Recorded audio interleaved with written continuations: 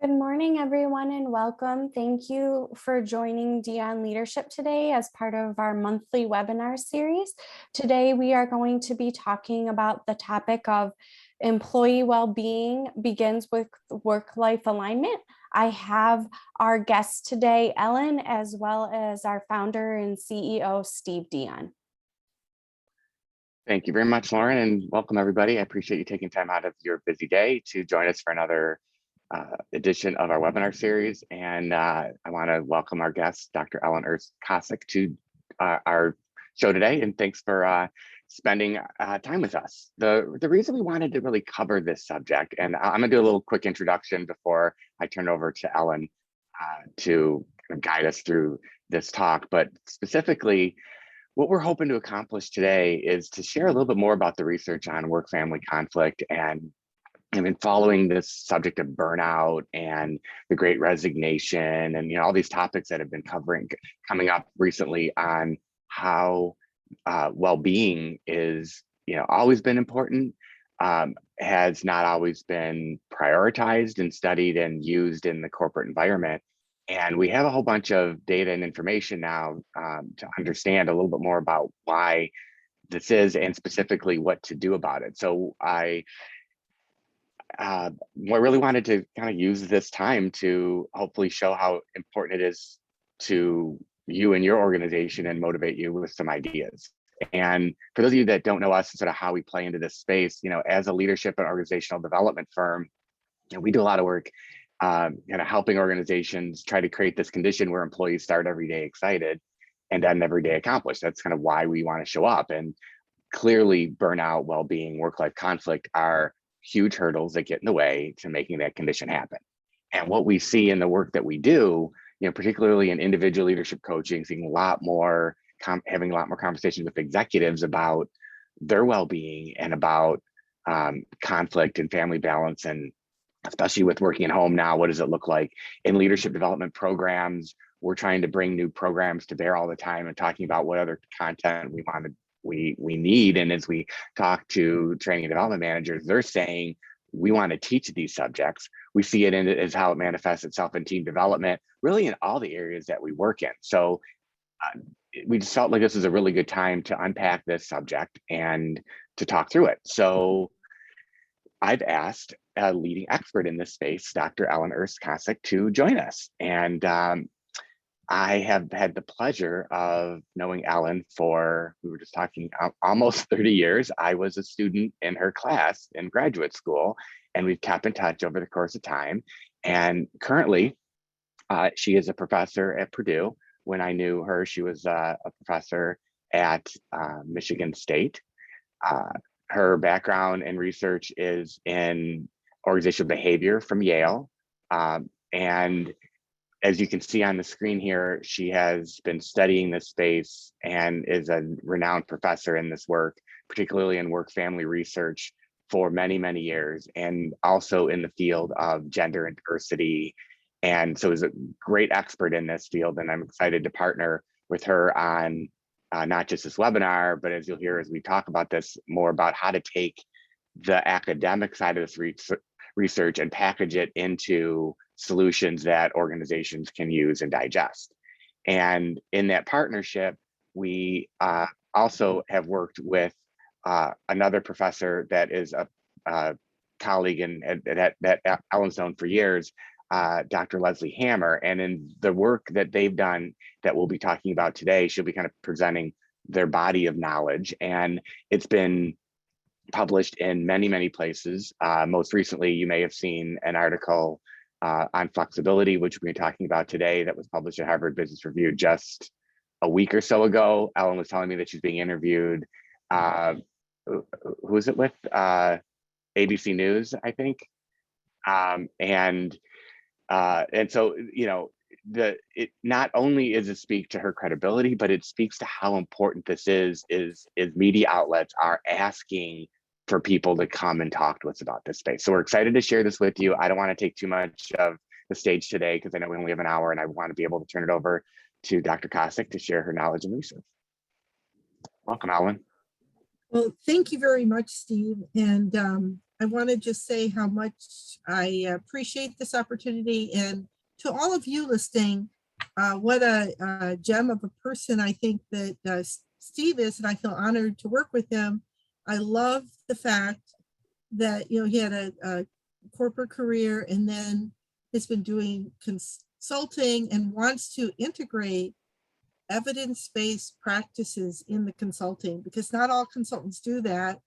And as you'll see as I go through some of the content, to make a difference, this is just like any other business initiative, marketing, finance. We have to start looking at work-life issues with the same proven scientific and practical approach.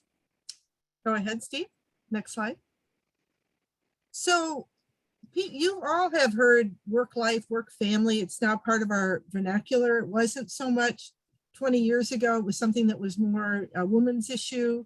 Or job stress was something that happened to people that worked in the factory. But now we know from boundaryless working and COVID and just for years now of trying to combine work and non-work as our personal lives have become more complex with more single parents and men more involved in non-work, and millennials not getting married and not having a family backup system to manage everything. We really have this as a medical and a business condition. And just briefly, we can't cover all the research, but it's the idea of what is this? It is the harmful physical and emotional responses that occur when the requirements of the job do not match the capabilities, resources, or needs of the workers. And job stress results from the interaction of the worker and the conditions of work. And that can be structural, such as how the requirements are, when you have to be at work or not, or whether there are policies available to help people manage work-life issues. And it's also cultural, that norms and values of managers and the leaders of the organizations and even customers. And so part of what we're trying to do today is to have you think about this issue as a core managerial and leader responsibility. And in the past, we thought of it as a nice thing to do or something that certain parts of the workforce need, such as right after somebody has a baby or their mom gets sick. But work-life conflict is something that every worker experiences today, sometime over the course of their career. And it's when personal life and family roles conflict with the norms and structural demands of the work role. And so your job is to provide more resources and more capabilities, or you don't even have to provide more resources. What the research shows is companies do a lot better job at offering flexible work arrangements than implementing them. Next slide. So just to really reframe this, talk to your leaders. I'm sure COVID-19, one of the few positive things out of it is I think it could help to mainstream flexibility and mainstream the value of the leader focusing on work life to a greater extent. My fear is that as companies say they're going to embrace flexibility and move to hybrid or whatever, that will be some firms, that it's got to be more than just saying how many days a week are you going to work in the office and how many days a week you're going to work at home. Or worst case, you go back and say, okay, back to the way it was before. Professionals can telework when they want, but people in the factories or service workers, frontline workers, they have to go back to have limited flexibility. And really, this is something you really should think about for your strategy to mainstream for all workers, to help everyone manage difficulties in integrating work and non-work aspects of life. It is one of the most significant stressors affecting today's workforce. I'm working with Dr. Hammer. We have a grant from National Institute of Aging, and we are combining training on leader support with focus specifically on support for using family leave and sick leave. And the US, I do think, is finally poised to be one of the last industrialized countries to pass paid family and sick leave requirements. The US government now mandates that for all government workers. And we've seen in the past on affirmative action and other policies that those changes initially happen for government workers, and then finally legislation comes through. So we'll see, regardless of politics, when it's happening. It allows occupations, when you have flexibility, to have resilience and be able to adapt to client needs as well as personal needs. It is an occupational hazard. And the research that I've done really shows that people are getting sick from not having the structure of work support their flexibility, or they're just getting burnout and wanting to quit their jobs. And I know a number of companies I've talked to said they are having great staffing shortages. If you want to retain workers and have them be more productive, this is something that you have to address front and center as an economic issue. And you could look at our US economy. If we have to leverage the workforce we have, an aging workforce, unfortunately, in the US, unless we're replacing workers with immigrants, we have fertility rate drops, and we are going to have severe problems. We can't even now, raise the debt ceiling. We're going to be bankrupting Social Security if we don't figure out how to leverage the workers we have. And at your firm level, you can really deal with having a more positive culture, not having people come to work if they are sick with COVID, which could shut down operations. And it is a diversity issue.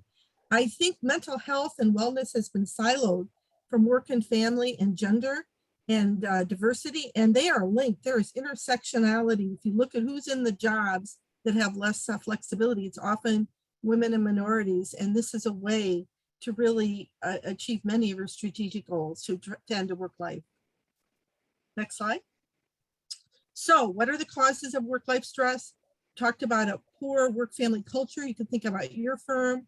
Ideal workers are those in the past that have thought about or act as if they have no family or commitments that interfere with work. I was just talking this morning with a vice president from a major financial services firm, and she was saying, I'm working at home and it never stops, and I've been up at 2 a.m. talking with Asia, and I am tired. And this is part of an ideal worker syndrome where people always put work first. And so we need to really relook at your culture. How do we increase leader support? And that starts with your frontline manager. If you work for a workaholic, you are going to be a workaholic. Or if you're the only one saying, I really don't want to get up in the middle of the night, or I need to be off work by 5 p.m. It takes more than one person to change that culture. And so we really thought about the supervisor and how to increase supervisor support is key to this. And really then linking what supervisors informally are supporting with how we're managing work schedules and something called boundary control, when you're available to work and have work and non-work mix back and forth. And we all know multitasking can be helpful to send an email from a soccer game saying, I'll call you later on that business issue, but it can also get very stressful to mix things all at once. So you want to control when you're at work and when you're focusing on non-work. Next slide.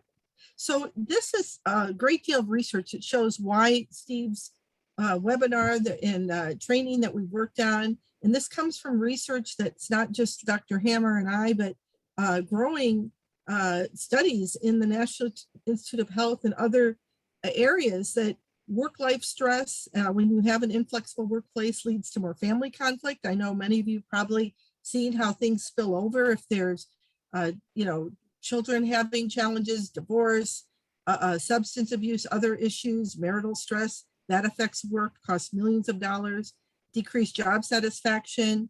So crossover is the idea that these things that happen at home don't just stay at home, they affect work. And also between layers of management, if your boss is having work-life issues or your coworkers, we all know that that can also affect our job in terms of support that we receive and negative affect, and people just sometimes losing at work in terms of incivility, absenteeism, lower commitment, lower engagement, performance impact. I've been working a lot on how flexibility links to performance. And we really have to go beyond and not just look at flexibility as something nice to have, but I'm sure you could put a dollar sign on absenteeism or errors that people make because of flexibility. I've talked about diversity. I really want you to not think about wellness programs as in one bucket, work life in another, and then diversity in another. I would really like you to think of this as, human capital people strategies for the workplace of now and the future. And there are all of these cardiovascular disease and other issues, safety, people of higher work-family conflict have been shown to have more accidents. And then research I've done, we found that if somebody has higher work-life conflict and they report their boss or leader as not being supportive, they report more physical pain, for example, and more depression, and also psychological severe distress to the point we almost need to see a doctor. Although we are not clinicians, we use some of the same scales that are used in those medical analyses. Next slide. So we So wanted to take a, Go ahead. yeah, thanks, Ellen. I appreciate the introduction to the subject, and I just wanted to take a quick pause here. And Ellen and I thought it'd be a great time to collect from you 2 poll questions, and also to mention that we'd love you to use the chat as we go through this. And if you have specific questions, you have a renowned social science researcher here, so feel free to collect, get any questions you want to have answered. We're happy to make this pretty informal and use the chat feature. But specifically, we're going to put up a poll question right now. I wanted to ask you to take 10 seconds to think about, do you, and answer for us, do you have a well-being initiative in your organization as part of your talent management strategy?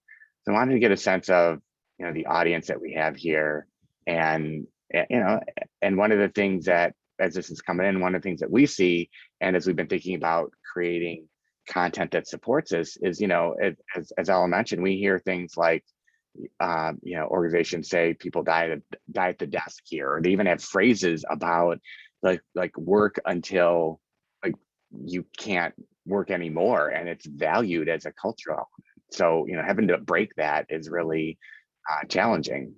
So what we're seeing here, Alan, you probably can see that on the screen too, about half of the audience members here do have an active well-being initiative, and about half don't.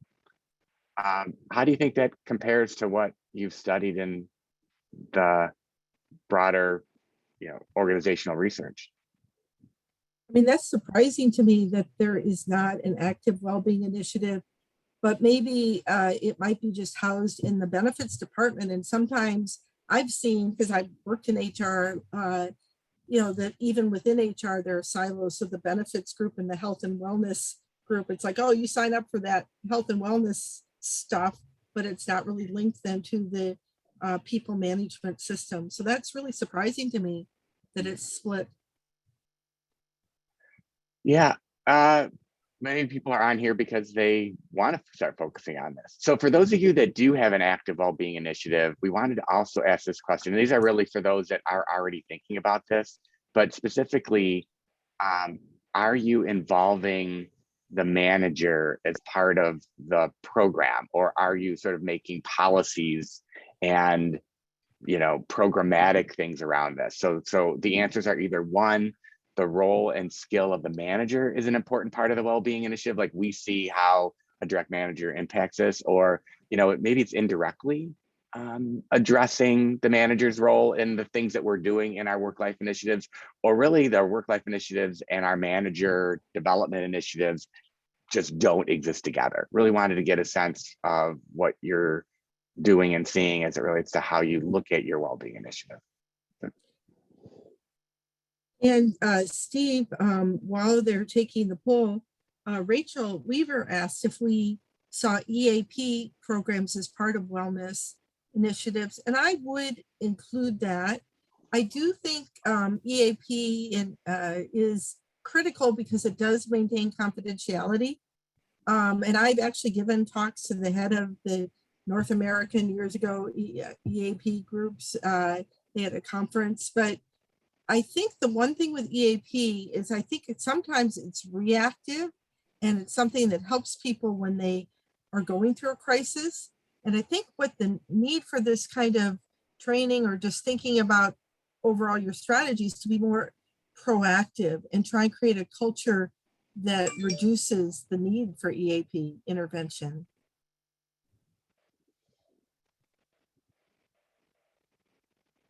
Now, it looks like our poll we got to tweak it a little bit. Yeah, I think we're having a poll trouble here. Let's see. Is it up now? There we go. It's coming. Yay. This is question 1 again still. Uh-oh. Uh-oh.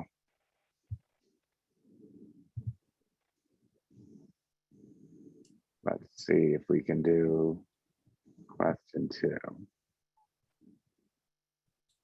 Maybe change the top arrow to pull 2. There we There you go. go. I think I got it. Sorry. Okay, I think we're set.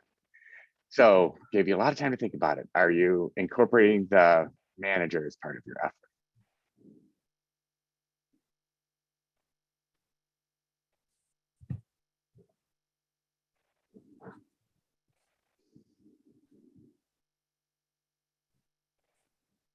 And getting a few more answers in. Okay.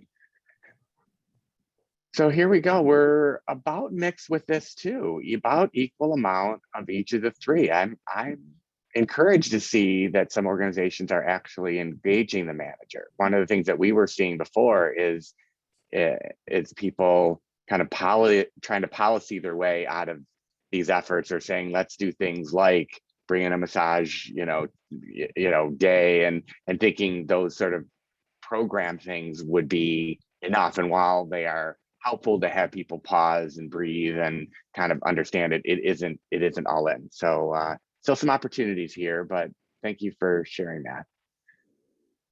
So let's get into the second phase then, Ellen. We talked a little bit about the importance of flexibility. Great.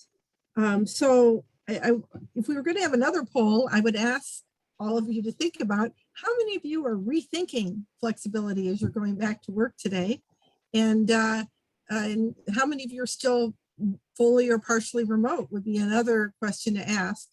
I have been doing work on flexibility for a long time, so I'm interested in both policies and culture. And I think in the past, we've thought about flexibility for the employer. And I see Allison says what I often see is managers are disconnected from those with actual boots on the ground in terms of how do you implement this. And Allison, maybe you can add more to this.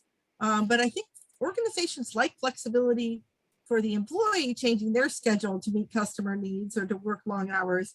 They don't always really love it when the employee says, can't be there Friday, need to leave work early. And so I was fortunate enough to be contacted by Harvard Business Review. I've now done about 4 articles with them, including back about over a decade ago, an article with Dr. Hammer on our first experiment on leader supportive behavior. And I do think companies really need to use this time to rethink how they're managing flexibility and how the leader's role in this.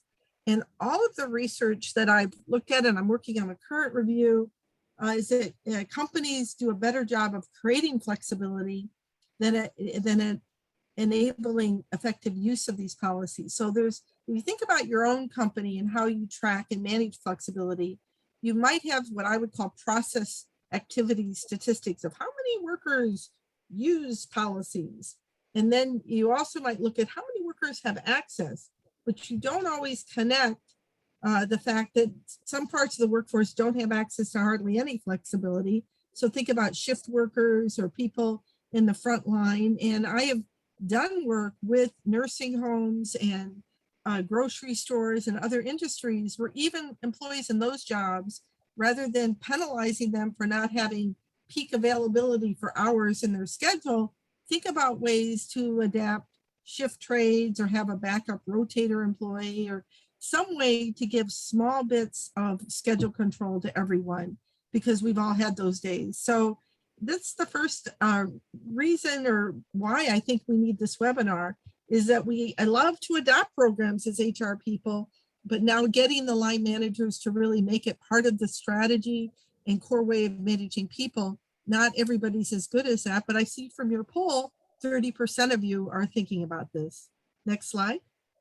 So, I've talked about hybrid. I really think there are a lot of consultants out there, not Steve, but others that will say, let me, give you the hybrid technique. I really think you need to, like any workforce management strategy, look at the job, look at the customer demands, think about ways for what I call win-win flexibility, where you might have greater coverage, but also give people some chance to flex their hours. When you think about asynchronous work, there might be ways that people could respond to an email for customer service at a different time than immediately all hands on deck, 9 to 5. And many of you have been figuring this out and can probably add to our discussion. I do think there's some myths out there about flexibility, that businesses believe that the 24/7 remote work of form of flexibility they saw during the pandemic, for some jobs, it really got more productivity. And in fact, what they were getting is overwork, where people were working extra hours each week or substituting commuting time to the office with working. And like the manager I was talking to this morning, a vice president at a global firm, she's having trouble turning work off. And HR people are often the people that are on all the time. We saw women or people quitting about without flexibility, and maybe you've seen some other types of workers, but millennials as well. I'd love to hear your data. And the thing I'm worried about is that when leaders assume that if people have flexibility, they automatically have work-life balance. My research and years of study shows not always the case. Just having access to flexibility may not lead to positive results. And here's why. Let's go to the next slide. So what's kind of cool about writing this article and working with companies, and I also have a SHRM report I wrote about 6 years ago on flexibility and different types, from workload to staffing, that's free, that you could download, called Leveraging, I think, Flexibility for Productivity. I thought about this. I think there are 3 approaches to managing flexibility. The first is the accommodation perspective, which is what many of you have had for years. So a worker says, I need off Tuesday because I have to take my mother to surgery, or I need off because I want to, go to be involved in my child's school. And so managers most of the time will say, okay, you can use flexibility, you can be off. But the problem with these ad hoc management approaches is you have kind of a lumpy access to flexibility in your department. And some people have it, some people don't. Some people would like to ask for it, but are kind of afraid, or have asked in the past and not felt supported. And so this creates people that have access and people who don't. It also means that flexibility isn't implemented into your work system systematically for coverage. And we know that as we're going into hybrid, there will be problems, I think, with how we're implementing remote work, for example, and take up of flexibility. I believe women will be heavier users of this. There is data that shows that women use flexibility more. So many of you are also trying to do things like pay equity, and this could exacerbate pay equity if women are the ones that are heavier users of asking for accommodation. And some of this is going to be because they do have the babies or childbirth or more involved in elder care. But we need to really shift our culture that this is something available to everyone, from single employees that just need time to regularly go exercise at their workout group. Then the boundaryless working, we've all are probably getting tired of this. I'm happy that you were willing to join one more Zoom call for today. But the boundaryless working, I've actually been doing a lot of work on this, and we'll share, you can think about your flex style and how you combine work and non-work boundaries. And this can lead to burnout if there aren't times when you aren't available to work. I wonder how many of you sleep with your smartphone next to your bed. I think unless it's an emergency, you probably want to have some separation sometimes from your work emails. And then true flexibility is really, you can look for the Harvard article, but I think about some tenets that you might want to follow, such as, can we offer work-life flexibility to everyone? Is it something that we could mainstream? In what way? It might look different for the secretary or the frontline worker than the professional or the person traveling on global work, but everybody should have some time they're on and they're off in control. Another question for you to think about, do we have disincentives for rewarding managers who are more flexible and still get the work done? So I was talking with a manager that ran a manufacturing plant for semiconductors, and they were looking at their existing policies, and they saw that if you didn't have enough vesting for sick care, you couldn't, you kind of came to work if you were sick anyway. And they said, we don't want other people to get COVID and shut down our line. So they looked at disincentives in their system that got in the way of using flexibility. So those are a couple of the tenets. And if you are interested in improving your use of take up of family leave and other policies. Steve said I could mention that we are working on a study fully funded by NIH, and I need 1 or 2 more firms that would love to have 100 or 200 managers trained next year, and we would just evaluate the effectiveness of the training, and it would be free, and you could keep the training. So let's go to the next slide, please. Yes, if any of you are interested in that, you can contact myself or Lauren afterwards, and we can get you in touch with Ellen for that work. Thanks, Steve. So true flexibility aligns employers and employees' interests to achieve mutual gain. And we want to not look at performance and work-life needs as at odds, but that they are 2 factors that we want to sustain. So certainly in the short run, performance and work-life seem at odds, but if you're going to have a sustainable workforce, we're not going to burn out people. I was talking to somebody that works at a casino, and they said that they can't keep enough workers there, that it's just really challenging to keep workers. And you've got to think about long-term retention. And I guarantee you, if people like their job and how it fits with their personal life, you will be able to retain them to a greater extent. So it's a means to compete in the market in the long term, and how you give talent to stay with you. It gives employees some say over how flexibility is implemented. And it's not this one-off between managers and workers, but it's managers managing their teams, and the teams together say, here's how we're going to implement flexibility and back it up. And so really, I hope that you can implement training and culture change to help leaders see flexibility and work-life needs as just important part of their job as other parts, from performance management to giving technical support in their supervisor roles. Next slide. So you can look at either in the HBR article or in the free SHRM report or other writings. And a lot of people have seen these different forms of flexibility. I think you have an opportunity today to look at your work systems and say, okay, can we be more flexible on when we are asking people to work for those that need it? So for example, police departments and hospitals have done a lot with compressed work weeks and found they're able to retain people. People are on for say 3 days, off for 4 days. What about telework? Is this something that only we give to professionals, or could you think about some of the airlines like JetBlue were able to attract workers to work from their home and handle reservations early in the morning if you could offer more remote work to different types of workers. When people are on and off email, to me, is also a part of virtual contact for work-life boundaries. There are a lot of jobs. I've done a lot of work for Alfred P. Sloan Foundation, funded a major study on reduced load work for high talent. Many of our professional jobs today are like 60 to 70 hours a week. And that's not sustainable for people with other work-life interests. So we used to have these, values that, oh, you can't be a manager, you can't be promotable if you're not working these 60-hour, 70-hour weeks. But I've seen with reduced load, give somebody a 10 or 20% pay cut to be able to cut back to a 40-hour week for maybe, a couple of years, then you don't lose talent. And this idea of giving people breaks for renewal.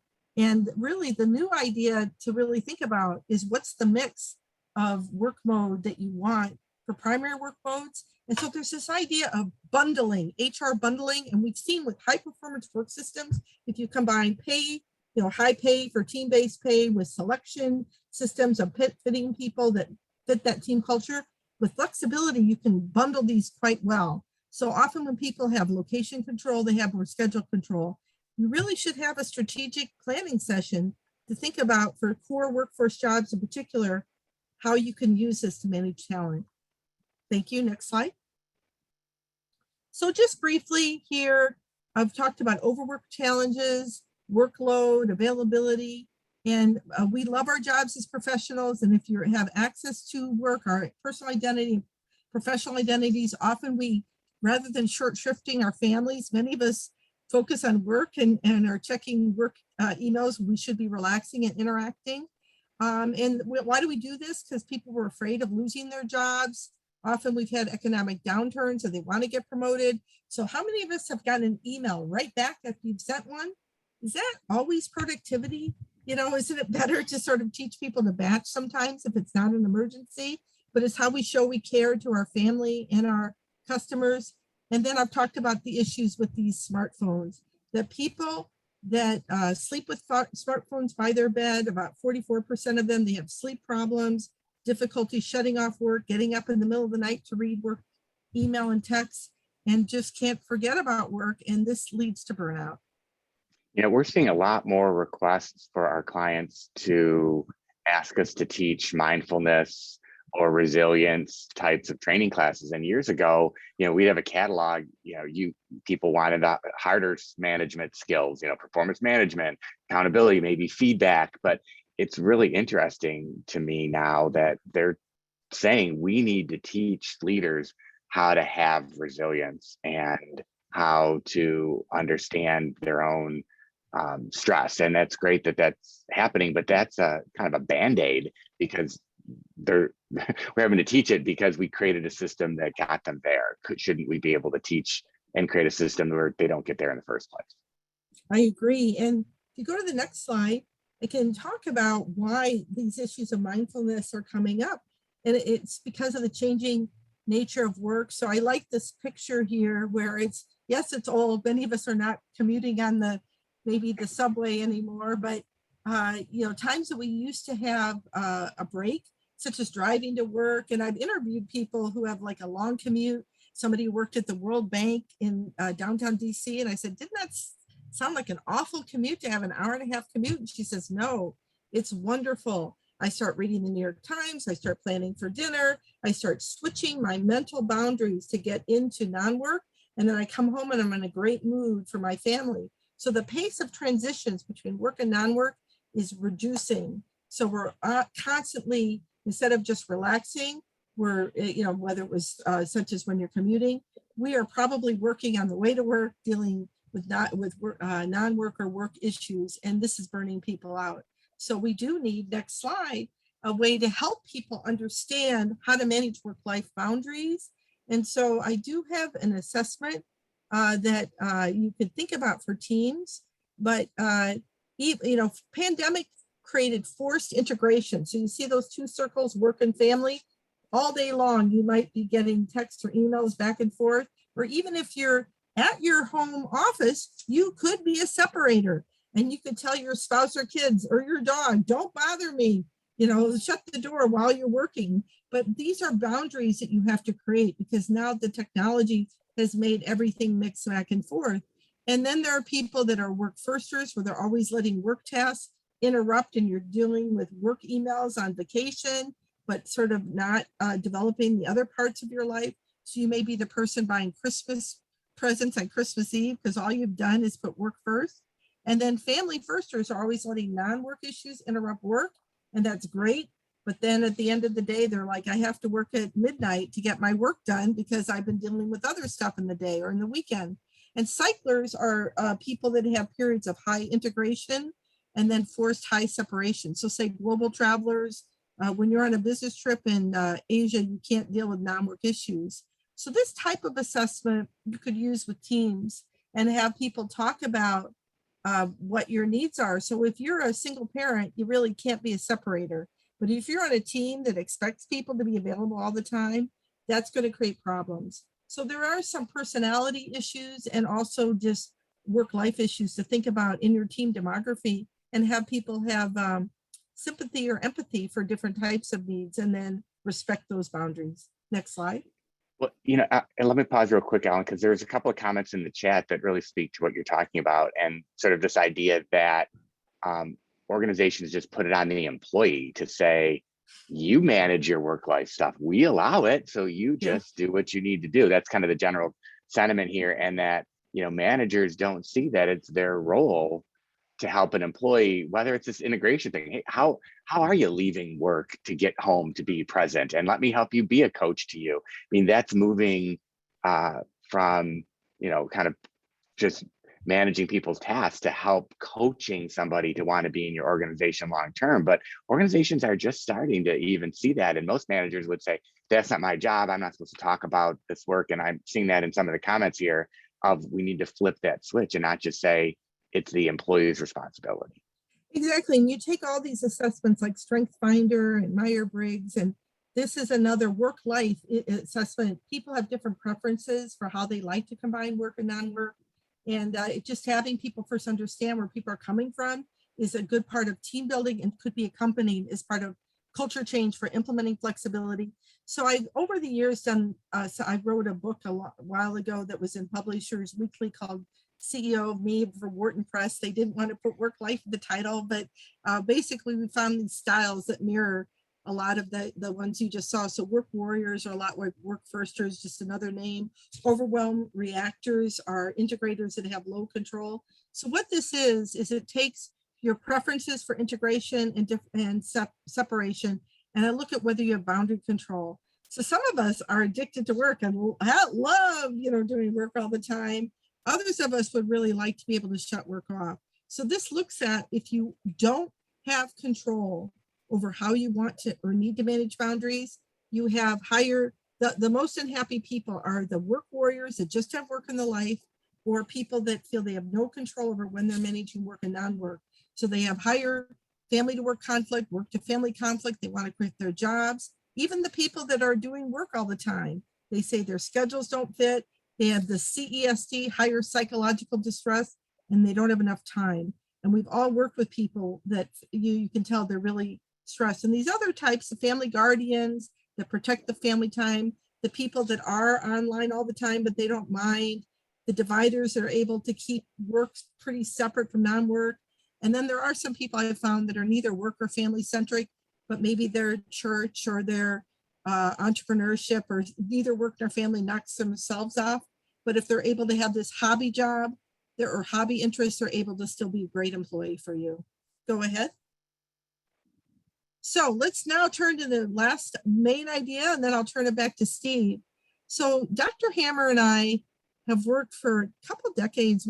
We got funded by NIH to look at whether work-family conflict was a health indicator. And right now, we have not done enough with managers and their role and how to implement work-life policies. Yet we know that the linchpins for every other policy, many of you have new supervisor leadership classes, and we find in our research that there's a 50% gap. For often we have this assessment that Steve also will have in the training, but if you ask employees to rate 4 behaviors and how supportive their leader is, and I'll tell you what those behaviors are in a minute, then workers, half of them say their bosses aren't doing these work-life supportive behaviors, but 100%, surprise, surprise, of managers say, oh, I'm a great work-life supportive boss. So part of work-life alignment is closing the gap. And we find that perception is reality. And what workers think is a lot more important than what leaders think, because the workers are experiencing what the leaders say. And we all know there's a knowing doing gap, that leaders may know they should manage people, but they don't always do it. So training closes the gap. Next slide. So the Work Family Health Network was funded over a decade ago. And I was fortunate enough to be one of 5 centers funded in the country. Leslie was at Portland State, I was at Michigan State. And then I got recruited about a decade ago to go to Purdue to an endowed chair. And I still love Michigan State for all you Spartan fans out there. Oh, great. But basically we partnered with, there was Harvard Public Health had measures of health. Penn State had looked at family issues.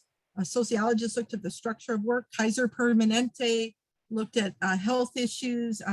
RTI looked at international issues, or excuse me, economic issues. And we came together interdisciplinary and launched a randomized control trial. And this is what a lot of my research is. So just like we've all heard about RCTs now, randomized control for the COVID vaccine and whether it works or not, we do this with work-life training of leaders. So some firms and organizations get training and some don't. And then we measure pre and post training and we have the leaders do some follow-up goal setting, whether there's an impact on health and well-being. And what is so cool is that, you can go to the next slide, or actually I would love to go beyond, but we'll wait, we'll let you hold. But we basically get results. Yeah, go back to the next one on the results, and then we'll go back. This is the first time we've done this, so we're thinking about the order, but we find, and I'll tell you more on the behaviors, that leaders that are trained with family supportive behaviors, their workers report pre and post randomized. You know how hard it is to get results, because often we go and do studies with the best parts of our organization.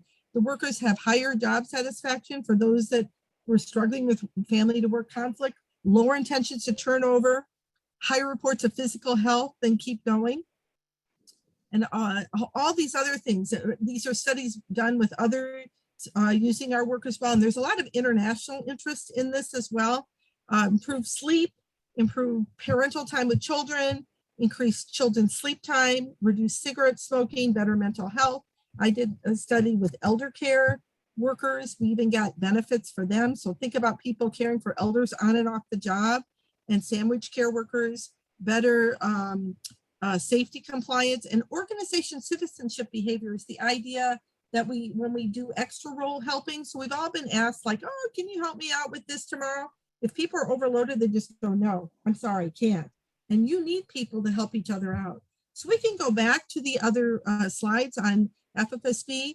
But the idea of this is what's so interesting. It's like training managers and getting results in employees is like training parents and getting results in workers in randomized situations. And sometimes there is an interaction. It might be the people most in need of family support that you're benefiting.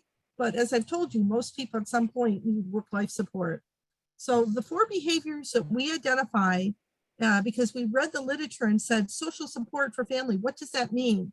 Managers need help breaking this down. It's emotional support, it's instrumental support, it's role modeling work and family issues, and creative management. And we'll define each of these in the next slides. So emotional support for family is basically increasing workers' abilities to feel that managers or perceive them as emotionally connected. So we found when we first went into some of the early organizations that the HR department, we all love you, said, oh, we have a lot of training in work life. And we looked and we saw that's right. They kind of did, but they really didn't. That managers were not really interacting with employees. We've all gone to work and just kind of hidden and run to our office because we have so much to do. So the first thing we did is increase face-to-face contact. We told managers that you at least say, hi, how are you doing? Because nobody's going to tell you, you know, my kid's sick or I'm having a bad day. I'm going to be late for my class and flunk out of school if I don't have another hour to finish that stuff that I'm taking a class. So you have to get them talking to workers, and managers have to really not give lip service to caring about work-life issues, but at least making people feel comfortable, at least letting people know when they need some time off, still respecting privacy. So emotional support. Next is instrumental support. Encourage people to share schedule needs and when they can and can't work. And we saw, because we were in retail, that workers had said, I can't work Saturday, didn't get more hours. They had their hours cut, hurting low-income workers. And we have to really flip the switch on this, because if we have a good part-time employee, let's keep them and not make them feel forced to get another job.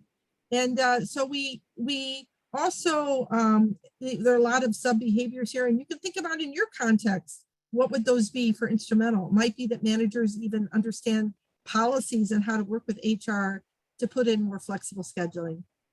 Next slide. Work-family role modeling. We think that if people work for a manager that is always pretending like they don't have a personal life and aren't sort of saying, oh, I'm leaving early today because I have go to the doctor or whatever, that makes others kind of scared to say I have these needs. And we talked about in your chat how we need to make this more of a group cultural thing. So we kind of think it's without sharing more than you're personally comfortable with, just at least mention to others, hey, I'm leaving today, I'm going wherever, and maybe other workers will feel more afraid sharing. We've all done those work calls where we've hidden that we might have had, taking care of a kid quietly playing on the computer next to us or whatever our needs are in a car as we're on a road trip, but not wanting to let people know we're multitasking. And then the last idea is somebody mentioned EAP, creative work-life management.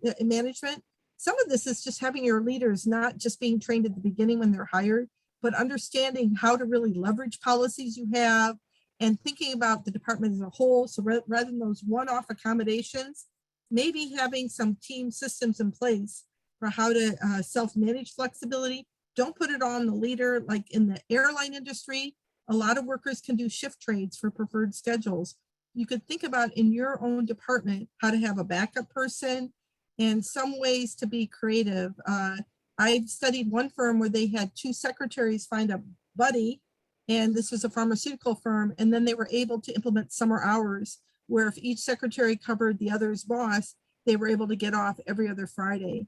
That's a great solution, something that professionals had, but maybe workers at all levels didn't. Next slide. Ellen, can you talk real quick about, I'm thinking about some of the things that I hear too in organizations, and many times we'll hear about it's not the manager's job, it's HR's job, or there's culture job. And notice we're talking about family supportive supervisor behaviors. This isn't family supportive policy book. So why is it in the research that the supervisor is so important versus saying, you know, HR, my VP does this, but my direct manager may or may not do it? Well, managers are the gatekeepers to accessing policies. A lot of companies have implemented access to flexibility based on supervisor approval, for one. Also, managers are the ones that might go to HR and say, I need help, you know, figuring out this to help implement flexibility. Managers are the ones that do performance appraisal, help select people, give rewards. And I was just preparing and looking at policy and leads, and you can't retaliate against somebody if they take time off for sickness. I mean, you could have legal problems. So managers are your front line in implementing HR policies such as work and family. It is interesting though how many organizations give the manager a pass on that and just say, you know, leaders will do it, the senior leader or the HR department. And so this data right here, I think is pretty compelling. Yeah, so here's the perceptual gap again, but just to say that's why you need to intervene. That what we know right now, just sort of laissez-faire, implementing flexibility, telling managers you must support work life without giving them some ways to think about how to apply it, is not working. So let's make this just like any other business program, from how to use a new Excel file or Salesforce. This is science, we can skip over this. So what was also something I've learned, and I worked years ago on the work-life boundary management assessment, when you need to work with somebody like esteemed Dion to think about how do you take what you call something in research and translate it. And it's been a pleasure working with Dion Leadership, and some of you may have even gone to early focus group to think about how do we rename these behaviors, because we know that people still sometimes glaze over their eyes when they hear work and family. They're like, oh, that's a woman's issue, or my kids are grown, or I might not have kids. We use family generically, and the research shows that everyone from singles to people that are married have a family. We all have probably older people we're going to care for over our life. We have friends that we think of as family. It's really non-work. And so we translated FFSB, those 4 behaviors: instrumental, emotional, creative, work, family management, and role modeling.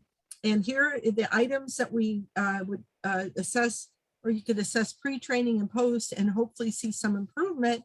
And once again, we're measuring it not just from the managers, but from their subordinates. And you all have climate surveys, and this to me is a core job attribute, that managers can connect and make employees feel comfortable talking about their conflicts, when they need some help, that the manager feels he can respond or she can respond effectively with employees to creatively solve conflicts. And once again, a way you could respond, you could set it up as a team system so you get buy-in. It's not just the manager managing it. And you have the worker also take some accountability in figuring out backups, but it takes some time to learn how to rethink how you organize work in your department to jointly benefit employees and the organization. So you need a systems approach in your department. When I say systems, say, well, what does this mean if I let one person off? What does this mean for coverage? What does this mean for how we equitably manage performance? And you yourself can begin by setting as a role model of how to manage work and personal life. And maybe sometimes saying, you know what, this was a really stressful day for me, and I'm taking a recovery day next week, and whatever. So, and I agree that we need, as Gail said, the leadership at the top sets the tone, I do think middle managers have a really hard job though, because I think sometimes leaders can say, oh, we're all in for diversity and flexibility, but then they still send inconsistent messages below to the line in the middle. And so it's got to trickle down and look at your levels of management and how well each level is doing work-life alignment behaviors. So let me turn it back to Steve. Well, thanks so much, Ellen, for sharing, distilling so many years of research into some really important salient points about how to move the needle forward on well-being initiatives more broadly, but work-life alignment issues. And for the group here, when Ellen and her team presented these findings to us and showed the outcomes related to retention and health and engagement, and that this work had been focused on behaviors, that was speaking our language. Because, as many of you know that have used the training classes that we teach, we are teaching and we're coaching to behaviors. How you think is how you behave, and how you behave is the results that you're going to get in the organization. So, kind of honestly a blessing for us as a business during this COVID time is that allowed us the opportunity to take and work with her to create this training class where we had some downtimes as we were shutting down. And I'm really excited to kind of launch this training product. And as Ellen mentioned, we had an advisory group of some of our clients to weigh in on these subjects of, how would we package this for organizations? And what we decided to do is to create this work-life aligned business brand and website. And you can find more information about this idea here. But we also like to leave these meetings with very specific tools and resources for you. And just wanted to share that we've created this work-life alignment training program, which is basically the 4 essential strategies for a manager to deploy these 4 behaviors that have been found in this research. And what we've specifically done is, Ellen mentioned, is kind of translate the academic language to very specific behaviors. And then in this training program, help leaders really unpack first why it's important that they are responsible for this.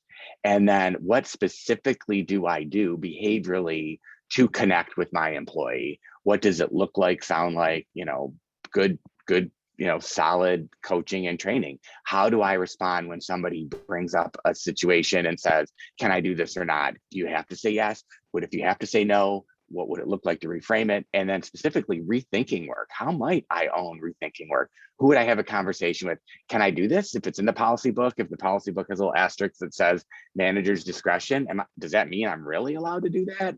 Or is it not safe to do that? And then how do I model that? How do I not send notes at nights and on weekends and send signals, whether it's a senior person or the lower level person, to say, even though our policy says this, what really is rewarded is something different.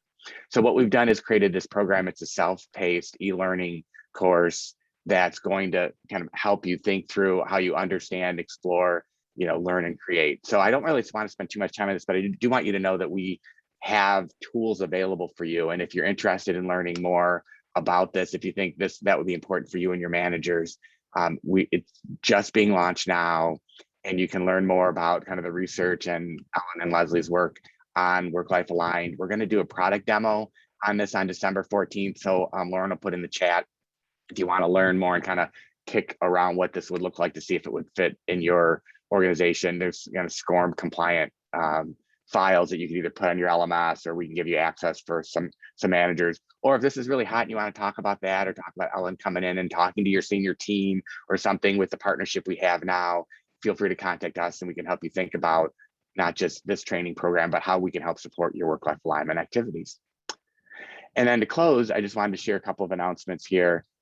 We have a white paper that's coming out on virtual leadership development and does it really work? It's a case study that we've done with organizations where we have looked at our training classes that were done in person, same content, same facilitator, and then also done virtually, and what the learner experience was.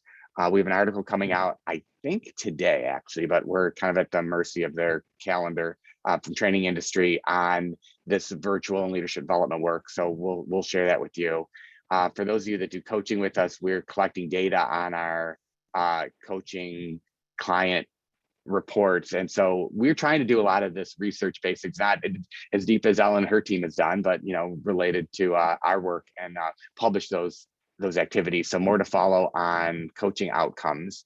And then if you didn't see it last month, to this subject, we talked about the Great Resignation, and I was interviewed on a podcast to really talk about flexibility and what does it look like in the workforce and why is that important.